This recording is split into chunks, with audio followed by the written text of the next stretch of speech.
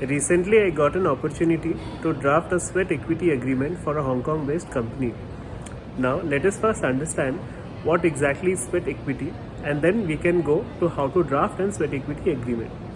So, sweat equity is a right given to the employer director of the company for the technical know how or for the intellectual property rights, which actually has a tangible monetary value to the company, and the company has decided to reward that employee or director who has been working for a long time or has performed certain performance metric of the company, and hence is qualified to get sweat equity of the company at a future date.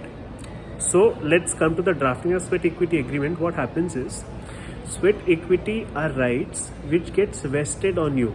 It's not as if today I decide that this employee has done very well, now I'll give sweat equity. It doesn't happen like that.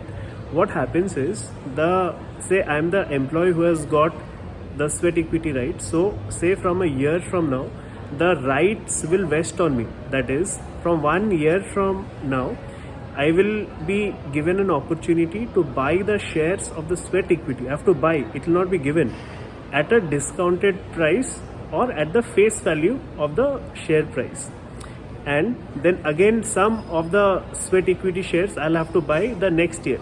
So sweat equity is generally given across 5 years. It's spread across 5 years. This is done so that the employers don't have the fear that tomorrow the employee will run away with my shares or will sell my sweat equity shares to my competitor. So this comes to another clause, that is transfer of the sweat equity shares. So generally the co-founders or the directors of the company, they give a clause which restricts the transfer of share without the permission of the company to their competitor or to anyone else. So these things can be included in the clause.